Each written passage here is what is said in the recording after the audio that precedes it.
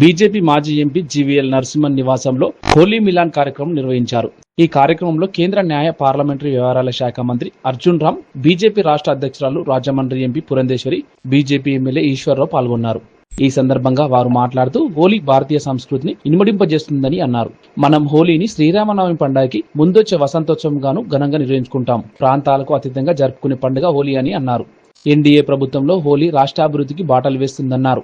కుల మతాలకు అతీతంగా క్లాసు భేదాలు లేకుండా జరుపుకునే ఖర్చు లేని పండుగ హోలీ అని అన్నారు. ఈ కార్యక్రమంలో BJP media incharge Paturi Nagabhushanam, minority Morcha రాష్ట్ర అధ్యక్షులు షేక్ బాజీ, ఎన్టీఆర్ జిల్లా బీజేపీ అధ్యక్షులు అడ్డూరి శ్రీరామ్, ఉప్పలపాటి శ్రీనివాసరాజు, వెంకట సుబ్బయ్య, మాదాల రమేష్, పీష్ దేశాయ్ తదితరులు పాల్గొన్నారు. हैप्पी होली हैप्पी होली ना కొత్త కెమెరా సరే एक छोटा हैप्पी होली होली శుభాకాంక్షలు కొంచెం జల్లండి అన్న కెమెరా నేనేం చేసేది ఓకే ఓకే హ్యాపీ హోలీ భరత తీయండి కొంచెం భరత తీసేయండి చల్లండి ఇటు తిప్పండి సార్ ఇటు తిరగండి సార్ సార్ ఇటు తిరగండి అంత పైకి అవసరం లేదు చల్లండి అన్న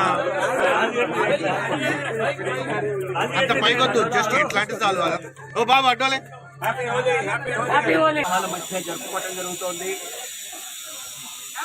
దేశంలో అన్ని వర్గాల వారు ఎటువంటి క్లాస్ విభేదం లేకుండా, వర్గ విభేదం లేకుండా, కులాలకు అతీతంగా, మతాలకు అతీతంగా, పెద్ద చిన్న వర్ణ వ్యత్యాసం లేకుండా అందరూ జరుపుకునేటువంటి ఏమాత్రం ఖర్చు లేని పండుగ హోలీ పండుగ. చాలా మన రాష్ట్రంలో కొద్దిగా హోలీ పండుగని ఇంకా పెద్ద స్థాయిలో జరుపుకోవటం లేదు.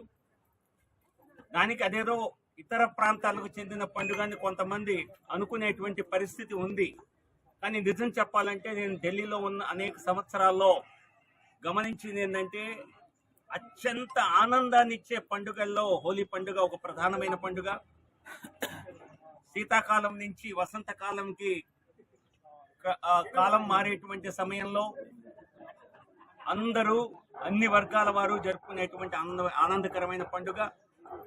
సో కాబట్టి ఇక్కడ కూడా ఈ ప్రాంతంలో కూడా నేనైతే చూశాను, చిన్నపిల్లలు అయితే సంవత్సరం మొత్తం వారు అన్ని పండుగల్లో ఎంత ఎంజాయ్ చేస్తారో ఒక్క హోలీ పండుగ నాడే అంత ఎంజాయ్ చేస్తారు. సో కాబట్టి ఎటువంటి భేషజం లేకుండా మరి తెలుగు రాష్ట్రాల వారు ముఖ్యంగా హైదరాబాద్లో కొంత మ్యారేజ్ జరుగుతుంది, కానీ అందరూ జరుపుకోవాల్సిన పండుగ ఇది. హిందువుల పండుగగానే ప్రారంభమైంది, కానీ అన్ని మతాల వారు కూడా దీన్ని జరుపుకుంటున్న పరిస్థితి.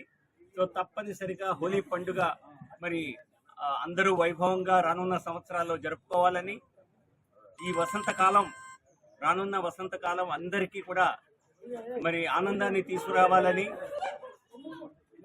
అటు కేంద్రంలో నరేంద్ర మోదీ గారి ప్రభుత్వంలో ప్రపంచ వ్యాప్తంగా మోదీ గారి పరిపాలనపై ప్రశంసలు వెల్లువెత్తున్న సమయంలో దేశవ్యాప్తంగా నరేంద్ర మోదీ గారి మరి 3వ పర్యాయం పరిపాలనలో భారతదేశం అనేక ముందడుగులు వేయటంలో, అలాగే రాష్ట్రంలో కూటమి ప్రభుత్వం చంద్రబాబు నాయుడు గారి సారథ్యంలో ప్రారంభమైన తర్వాత ఆంధ్రప్రదేశ్లో కూడా అభివృద్ధి రంగంలో ముందుకు దూసుకువెళ్ళటం, దానికి విశేషమైనటువంటి కేంద్ర ప్రభుత్వ సహకారం లభించటం, ఇవన్నీ కూడా ఆంధ్రప్రదేశ్కి మంచి రోజులు వచ్చాయన్న దానికి శుభసూచకం.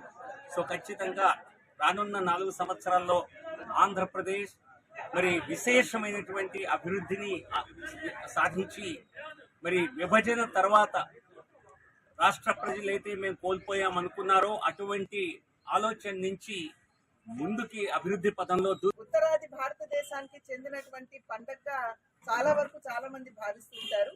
కానీ దక్షిణ భారతదేశంలో సైతం శ్రీరామనవమి సందర్భంలో మనం వసంతోత్సవం నామకరణంతో ఈ రకంగా ఈ పండుగ జరుపుకోవటం అనేది మనకి ఆనవాయితీగా వస్తున్నటువంటి విషయం.